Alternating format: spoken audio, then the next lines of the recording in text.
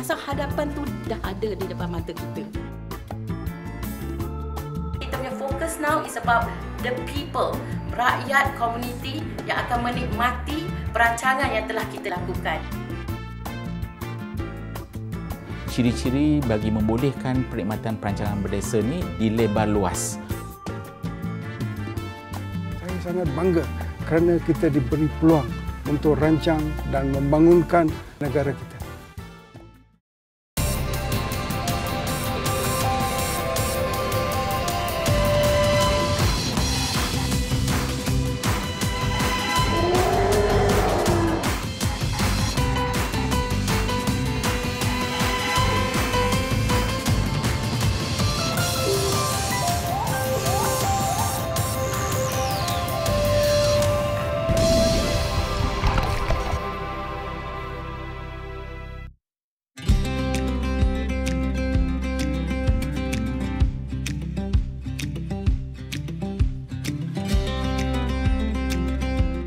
Perbandaran atau urbanisasi adalah proses perubahan sesuatu kawasan dari luar bandar ke bandar. Perbandaran juga berlaku apabila penempatan berkembang menjadi bandar yang lebih besar dan kompleks sifatnya. Dengan kadar pertumbuhan tahunan penduduk sebanyak 0.4% berbanding tahun sebelumnya, pada tahun 2020, populasi penduduk Malaysia dianggarkan lebih 32 juta. Ia adalah hasil perancangan oleh pihak kerajaan dan pelbagai pihak, antaranya adalah perancang bandar. Sejarah perancangan bandar bermula pada tahun 1801 dengan tertubuhnya Jawatankuasa Penilai atau Committee of Assessors di Pulau Pinang. Sumbangan awalnya di bawah bidang perancangan adalah dengan pembinaan jalan dan parit di sekitar bandar Georgetown. Berdasarkan laporan awal Town Planning in Malaya oleh T.A.L. Concaden pada tahun 1958, perancangan bandar di Malaysia dikatakan bermula pada tahun 1913.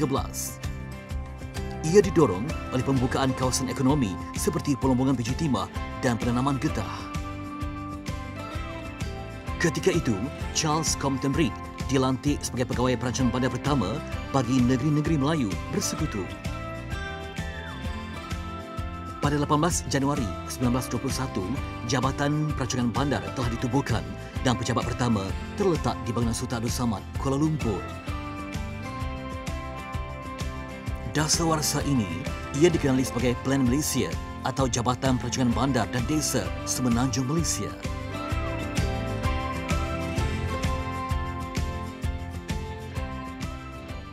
Perkhidmatan perancangan bandar dan desa di Malaysia ni bermula apabila tibanya seorang Pusuruhjaya tinggi persekutuan iaitu Charles Compton Reid pada tahun 1920. Lepas tu apabila dia tiba, dia pun tubuhkan satu perkhidmatan lah pada tahun 1921, iaitu nama dia Jabatan Perancangan Bandar dan Desa. 1948 pula, satu perjanjian persekutuan telah diluluskan dan dijadikan perkhidmatan perancangan bandar dan dianya dikekalkan sebagai satu badan yang menjadi penasihat dalam aspek perancangan bandar. Bukan sahaja terlibat merancang pembangunan Cameron Highlands, malah sebagai pegawai perancang, Charles Compton Reid telah diberi tanggungjawab dalam membangunkan Victoria Institution dan kuartus kerajaan Jalan Cochrane, Kuala Lumpur.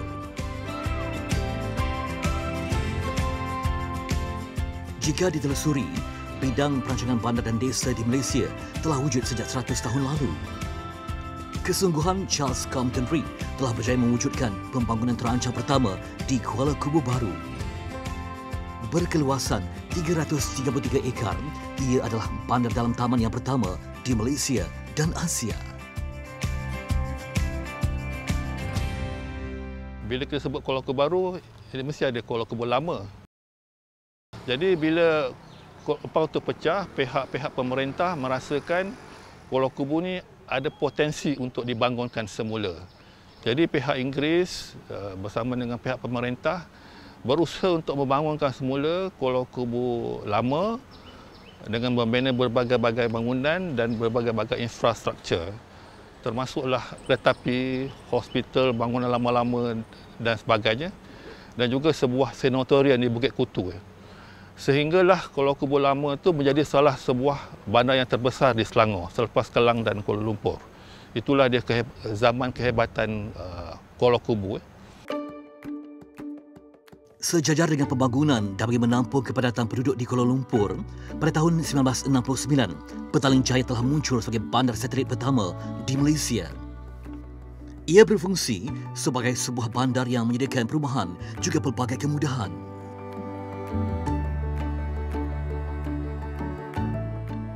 Dewasa ini, terdapat beberapa institusi pengajian tinggi yang menawarkan jurusan perancangan bandar. Antaranya, Universiti Teknologi MARA UiTM, Universiti Islam Antarabangsa Malaysia UIAM, Universiti Malaya UM dan Politeknik Sultan Abdul Halim Muazzam Shah Polimas.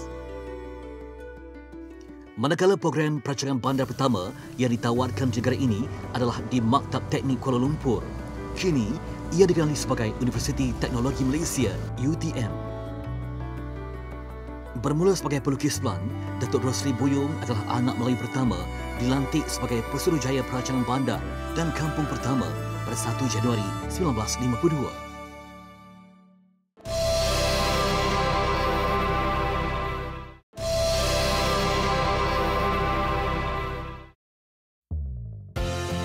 Sebelum wujudnya Akta Perancangan Bandar dan Desa 1976, yakni Akta 172, terdapat beberapa undang-undang perancangan yang diguna pakai di Malaysia yang dahulunya dikenali sebagai Semenanjung Tanah Melayu. Pada awal tahun 1970-an, pihak kerajaan telah mengarahkan satu kajian menyeluruh dibuat ke atas sistem perancangan bandar dan desa sedia ada, dan seterusnya meminta supaya digubal satu sistem perundangan yang lebih dinamik serta berdaya maju. Salah satu inisiatif yang sangat-sangat penting di dalam kita membuat perancangan untuk pembangunan ialah berkenaan dengan kesediaan maklumat. Kerana maklumat-maklumat ini harus dikumpulkan dari pelbagai sumber, sama ada maklumat sekunder ataupun maklumat yang kita dapat daripada interview, maknanya kita kata maklumat primer lah, yang mana kita harus buat analisis, sintesiskannya dan bagi menghasilkan sesuatu asas untuk kita membuat perancangan. Dengan pembentukan akta itu, ia terbahagi kepada dua peringkat, iaitu di peringkat persekutuan dan negeri di bawah senarai bersama Perlembagaan Persekutuan. Tragedi Highland Towers pada 11 Disember 1993 menjadi bencana terburuk negara dikala pasca kemerdekaan. Lantaran itu, pindaan terhadap Akta Perancangan Bandar dan Desa, Akta 172, telah dipindah dengan memasukkan perkara berkaitan topografi dan pemeliharaan pokok. Selain pada COVID ni, kita ada banjir, kita ada tanah runtuh dan sebagainya. Jadi di dalam perancangan kita akan memasukkan atau kita mengarus-perdanakan semua aspek-aspek tentang pengurusan risiko dan bencana di dalam kita mereka bentuk atau memformulasikan rancangan-rancangan pemajuan yang dihasilkan untuk sama ada di peringkat persekutuan, di peringkat negeri ataupun di pihak berkuasa tempatan. Rancangan Fizikal Negara RFN merupakan suatu pernyataan bertulis yang merumuskan dasar-dasar strategik bagi menentukan arah tuju pemajuan fizikal dan pemeliharaan bagi seluruh semenanjung Malaysia. Antaranya, ia berfungsi mengukuhkan perancangan melalui dimensi ruang dalam polisi ekonomi negara. Pada tahun 2001, kerajaan melalui Parlimen telah pun bersetuju supaya Akta Perancangan Bandar Desa dipindah untuk memasukkan ciri-ciri bagi membolehkan perkhidmatan perancangan berdesa ini dilebar luas untuk merangkumi perkhidmatan yang dapat mencerminkan kenegaraan ataupun di peringkat nasional dan juga di peringkat negeri. Kemajuan yang dinikmati telah mengubah landscape wajah Malaysia. DPN adalah dasar yang memandu dan menyelaras perancangan serta pembangunan perbandaran negara supaya lebih efisien juga sistematik. Ia bagi mengurus peningkatan jumlah penduduk bandar pada tahun 2020 dengan penekanan terhadap keseimbangan pembangunan sosial, ekonomi dan fizikal di dalam bandar. Di antara ciri-ciri utama yang diperkenalkan di bawah Akta Pindaan 2001 tersebut ialah penubuhan Majlis Perancang Fizikal Negara. Ada juga peruntukan baru yang diperkenalkan iaitu berhubung dengan penyediaan rancangan fizikal negara. Perancangan bandar amat mempengaruhi sesebuah tamadun. DPF Desa Negara merupakan dasar pembangunan desa yang pertama di Malaysia berbentuk spasial. Ia bersifat operational plan yang merangkumi aspek sosial, ekonomi, alam sekitar, pengangkutan, infrastruktur, utiliti, warisan, pengurusan dan mekanisme pemantauan. Rancangan Fizikal Negara ini adalah merupakan sebagai satu rancangan pelengkap kepada sistem-sistem rancangan pemajuan yang terdapat dalam negara pada ketika itu, iaitu sistem rancangan struktur di peringkat negeri, sistem rancangan tempatan di peringkat daerah ataupun pihak berkuasa tempatan yang akan melengkapkan dengan adanya rancangan fizikal negara yang akan merangkumi keseluruhan negara. Rancangan fizikal negara ini akan wujud seiringan dengan rancangan ekonomi 5 tahun negara dan juga beberapa lagi rancangan lain yang disediakan oleh kerajaan pusat dari masa ke semasa. Bagi menerjemahkan matlamat menjadi negara maju, rancangan struktur merupakan dokumen perancangan yang diwartakan bagi memandu dan mengawal pembangunan fizikal sesebuah negeri. Ia didefinisikan sebagai suatu pernyataan tertulis. Menuntut sinergi pelbagai pihak, pelan struktur seremban pula merupakan pelan struktur pertama yang telah diwartakan pada tahun 1980 hingga 2000. Ia telah diluluskan Jawatan Kuasa Perancangan Negeri pada 24 Ogos 1989 dan diwartakan pada 20 Disember tahun yang sama. Manakala rancangan tempatan Tampoi, Lakin dan Kempas adalah rancangan tempatan pertama menerangkan secara terperinci segala cadangan berhubung aktiviti pemajuan dan penggunaan tanah. Sejak negara menikmati arus kemerdekaan, pembukaan rancangan pertama, Felda Lurah Bilut, ditadbir melalui Perbadanan Kemajuan Tanah Lurah Bilut mengikut peruntukan Ordin Kemajuan Tanah 1956. Dengan keluasan lebih 2,000 hektar, kawasan lembah di Banjaran Titiwangsa bersempadan Sungai Bilut dan hutan simpan Kelau ini mula dibangunkan pada 1 April 1958. Di sebalik pergunungan ini, terdapat keunikan yang tersimpan. Populasinya merangkumi peneroka berbilang kaum di Malaysia, Melayu, Cina dan India.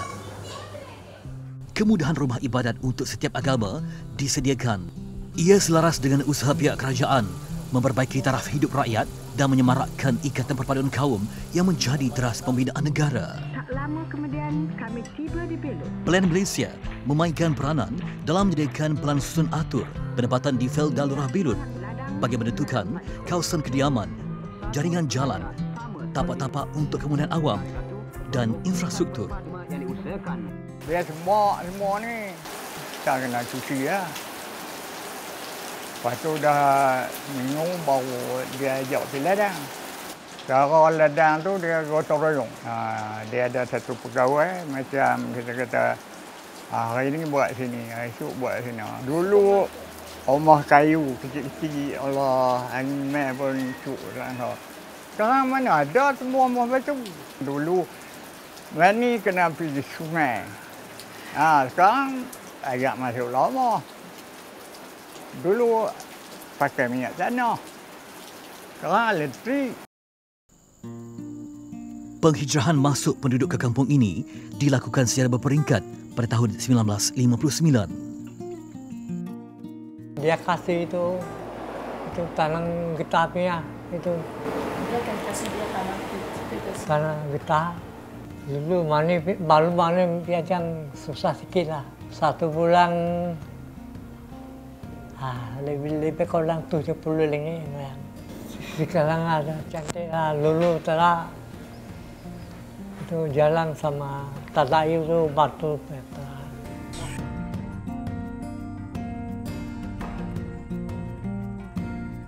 Dikenali dengan lembah digital Bilut, kampung ini memiliki capaian internet berkelajuan tinggi sehingga 100 MB per saat menggunakan jalur lebar gentian optik.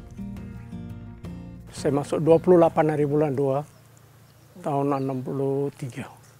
Dulu banyak susah. Dulu mau pergi Bentong pun susah. jalan kaki atau basikal saja. Sekarang sudah ada semua. Sekolah ada, besar bangunan semua ada sini. Lagi orang kedai pun ada. Kira sepapakan lah. Ditubuhkan pada tahun 2005, dahulu muzium ini merupakan tapak pentadbiran Felda. Berkonsepkan rumah Melayu tradisional, ia menempatkan koleksi sejarah peneroka sejak 62 tahun yang lalu.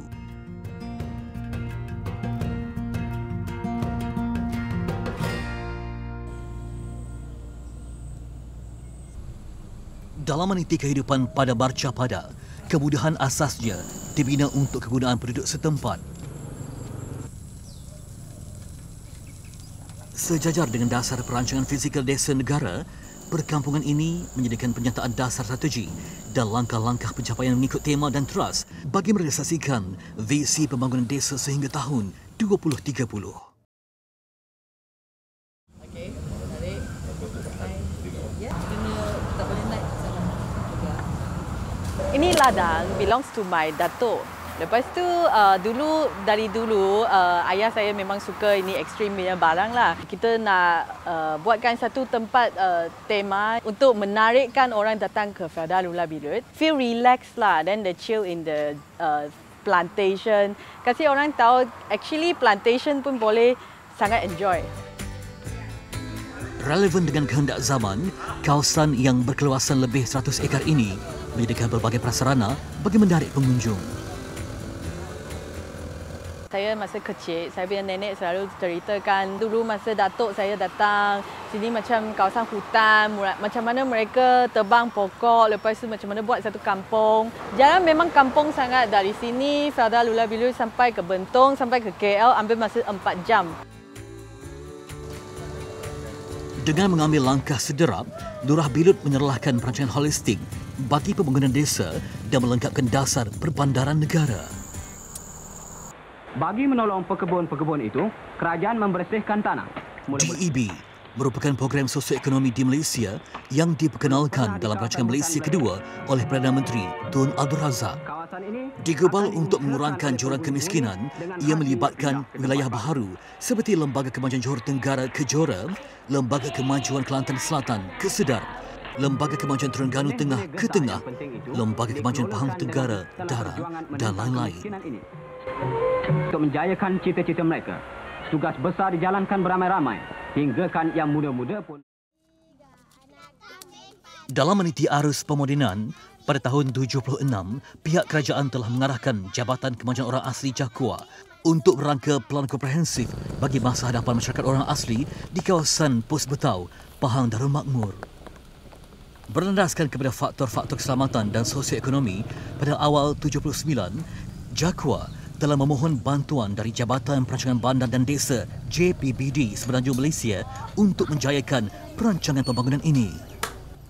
Berpandukan kepada pengalaman JPBD dalam rangka pelan-pelan pembangunan dan perancangan Felda sebelum ini, JPBD telah membentuk pasukan petugasnya untuk melaksanakan proses perancangan dan pembangunan Pos Betau.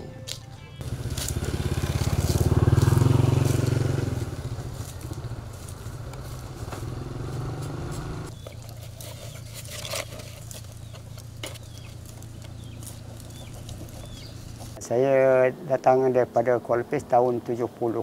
Ketika itu saya berkhidmat dengan Jabatan Asli di daerah Lepis lah. Ketika itu kendaraan lain tak ada, kita melalui sungai lah. Sungai ini naik bot daripada Lepis hinggalah ke Betau ni.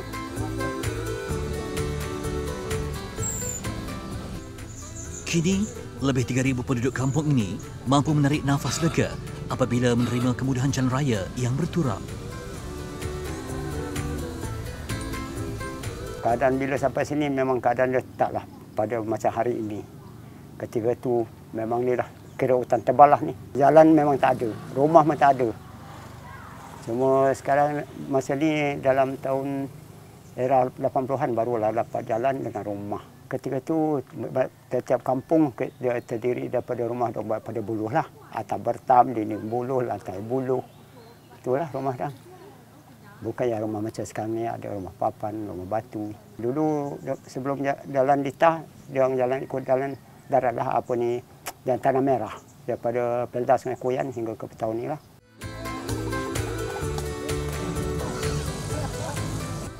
Dalam membangunkan perancangan bandar yang holistik, kemudahan lain seperti tempat beribadat, bekalan elektrik serta pusat pendidikan turut dilengkapi untuk penduduk di kampung ini. Kemudahan rawat dan rehat R&R di Pos Betau turut dibina dalam usaha menjadikan kawasan mereka sebagai lokasi persinggahan pelancong. Projek pengumpulan semula orang asal di Pos Betau jelas telah mengubah tradisi hidup mereka selaras dengan arus pembangunan negara.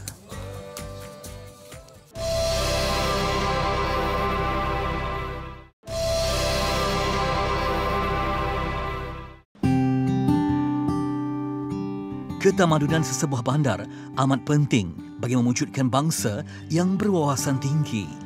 Iskandar Malaysia yang dahulunya dikenali sebagai wilayah pembangunan Iskandar merupakan koridor pembangunan yang dilaksanakan di bahagian selatan Johor.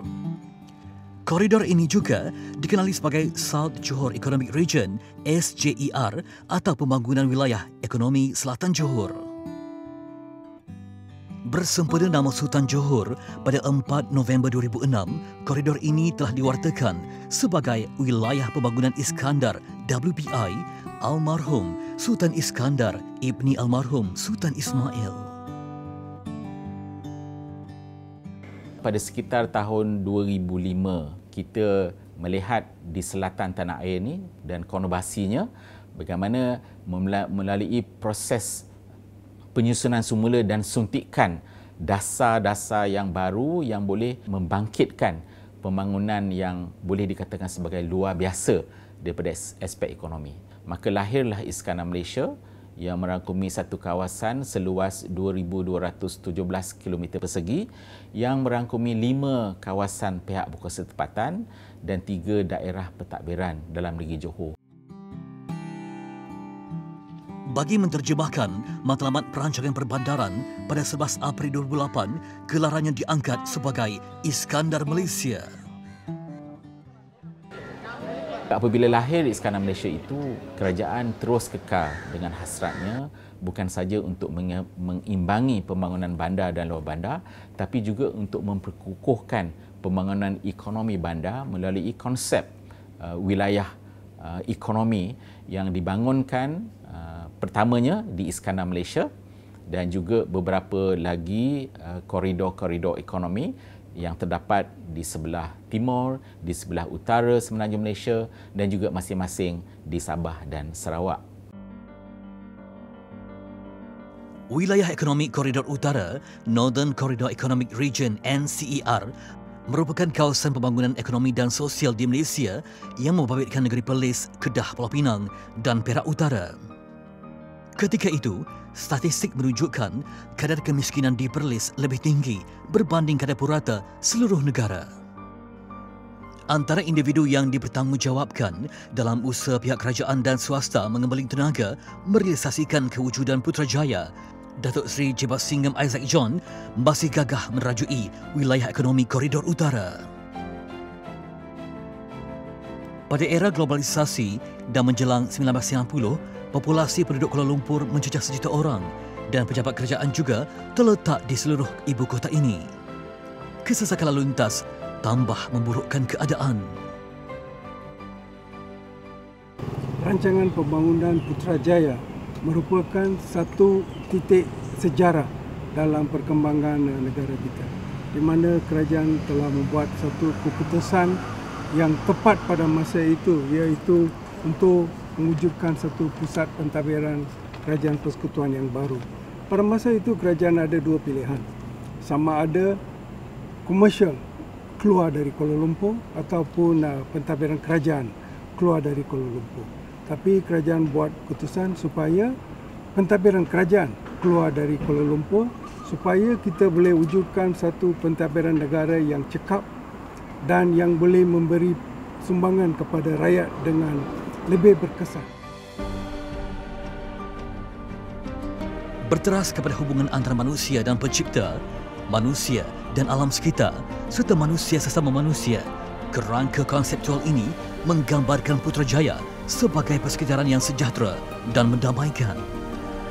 April 1994, Pelan Pembangunan Pusat Pentadbiran berdasarkan konsep bandar dalam taman telah diluluskan. Tapi ini merupakan, pada masa itu telah dikenal pasti sebagai prinsip pentadbiran kerajaan. So ini merupakan tempat yang paling tinggi. So untuk mengadakan mercu tanda untuk melambangkan pembangunan Bandaraya Putrajaya. So itulah kita pilih tapak ini.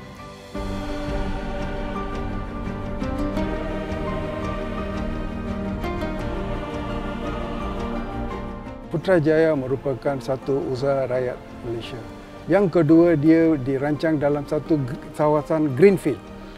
Pada masa itu dia hutan, dia rubber plantation, dan kita ingat macam mana ini akan jadi satu bandaraya yang terancang, yang intelijen dan yang memenuhi keperluan pentadbiran negara.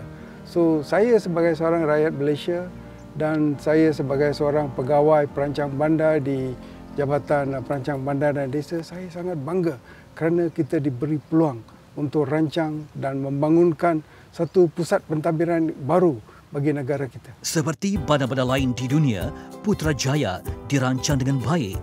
Ia memiliki keindahan menyenangkan, ruang terbuka, mesra alam dan kehijauan. Diimplementasikan berdasarkan bandar pintar lembah silikon di Amerika Syarikat, Cyberjaya merupakan tulang belakang koridor raya multimedia MSC. Dengan kawasan hampir 3,000 hektar dan berasal dari ladang kelapa sawit, ia terhampar kira-kira 50 km di selatan Kuala Lumpur.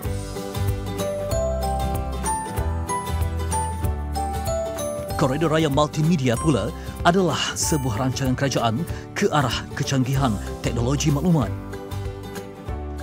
Berukuran kira-kira 15 km lebar, 50 km panjang dan seluas 750 km persegi, zon ini terbentang dari Menara Kembar Petronas di utara ke Lambangan Terbang Antarabangsa Kuala Lumpur KLIA di selatan, Putrajaya dan Cyberjaya.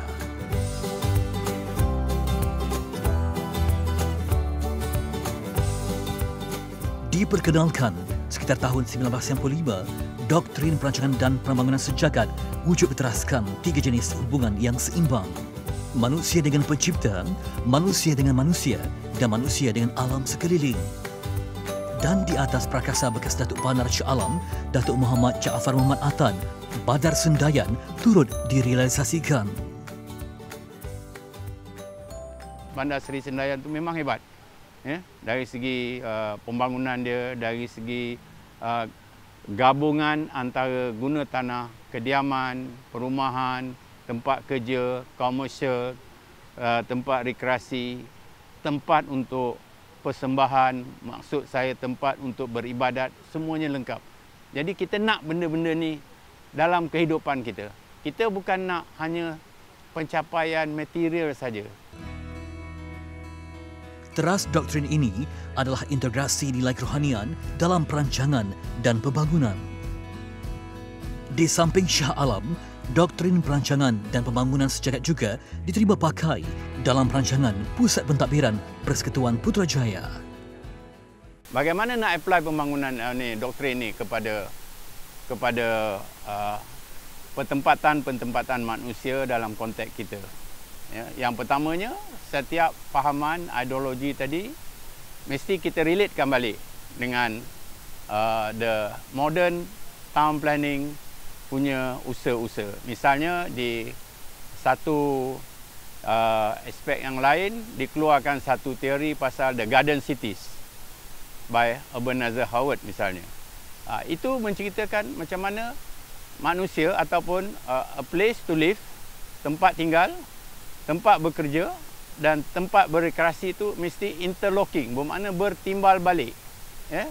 Bertimbal balik, barulah kita dapat satu suasana yang harmoni. Bukan sahaja dari segi fizikalnya, dari segi rohnya. 5 ciri falsafah doktrin perancangan sejagat yang turut diaplikasi kepada pembangunan Shah Alam adalah sifat menyeluruh, manusia sebagai fokus pembangunan, aktiviti pelbagai dimensi dan perubahan kuantitatif serta kualitatif. Di Shah Alam ni, 270 square kilometer lebih kurang Shah Alam ni, satu kawasan pembangunan yang sangat ideal sebab dirancang daripada awal lagi. Misalnya kalau kita tengok di pusat bandar ni, simbol manusia dengan penciptanya tu jelas. Kalau kita tengok masjid, kita ada dekat sini, unggul. Kan? Dan ada beberapa kemudahan keagamaan lain, misalnya di Seksyen 7, di Seksyen 15. Jadi ada, semuanya tu ada. Adil, ihsan, amanah, perpaduan hak, keprihatinan, kemesraan, bersih dan indah menjadi prinsip-prinsip penting doktrin perancangan sejagat.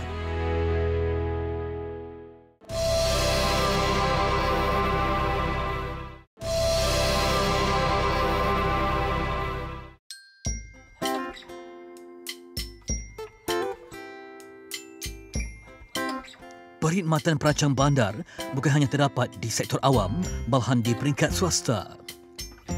Terdapat banyak perunding perancang bandar yang terlibat dalam penyediaan laporan cadangan, pemajuan, pelan susun atur dan projek-projek berkaitan pembangunan.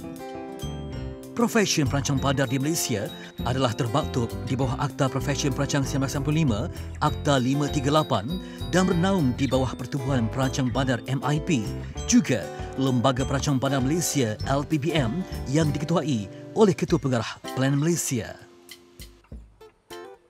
Bila sesuatu bandar macam ni direka bentuk, dia melibatkan banyak profesion lah. Tapi antara profesion yang utama adalah perancang bandar. Sebab dia kena tentukan di manakah pejalan kaki, contoh pejalan kaki yang kita berdiri ni kan. Berapa besar dia kena mengikut perundangan oleh perancang bandar di negeri. Dia kena tentukan jenis perumahan, tinggi mana, besar mana, density apa. Dan juga dia kena memastikan bahawa apa yang dibangunkan adalah sesuatu yang tidak merosakkan alam sekitar dan menjaga kepentingan alam sekitar dan juga manusia. Kadang-kadang kita tengok kerja kita rasa kerja itu sebagai satu kerja lah. Tapi untuk saya, bila kita sedar apa yang kita boleh buat, sama ada kajian ataupun design, dia membawa kebaikan kepada manusia. Jadi bila kita sedar tu, jadi kita jadi seronok kerja. Sebab saya rasa saya boleh bekerja, membuat kebaikan dan membawa kebaikan kepada umat, kepada negara. Itu saya rasa satu benda yang saya selalu amat bersyukurlah.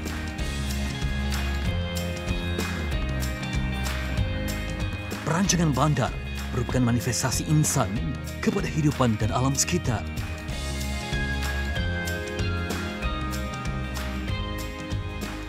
Bila rumah dirancang dengan orientasi utara dan selatan, dia menggalakkan pengudaraan dan dia dapat membantu kepada keselesaan sesuatu rumah. Menjadi cerucuk utama pembangunan, doktrin perancangan dan pembangunan sejagat telah diperkenalkan oleh Allahyarham Datuk Profesor Dr. Zainuddin Muhammad. Begitu juga dengan idea pertumbuhan bandar yang semakin tidak menentu pada 80-an ketika Malaysia beralih dari ekonomi berasas pertanian dan komoditi kepada pembuatan juga ekspor. Beliau mementingkan martabat profesion perancang bandar. Disebab itu beliau pun menjadi salah satu founder untuk penubuhan MIP dan menjadi salah satu board member yang pertama. CJ beliau adalah 001. Dia yang pertama 001 yang registered as MIP professional planner lah. Dia bercita-cita besar masa itu. Dia dipertanggungjawabkan untuk membuat perancangan untuk Bandar Putrajaya, Bandar Cyberjaya dan juga MSC Corridor pada tahun 1996. Antara bekas ketua pengarah yang diakui berwibawa, Datuk Profesor Dr. Zainuddin sentiasa menentukan pengurusan dan pentadbiran kelas pertama terhadap infrastruktur yang telah dibangunkan Plan Malaysia. Melihat daripada perkembangan profesion perancang bandar daripada dulu, tahun 1970-an sampai sekarang, beliau berasa amat bangga disebabkan oleh terdapat banyak ahli-ahli didik beliau yang telah merajui jawatan-jawatan penting negara pada waktu sekarang.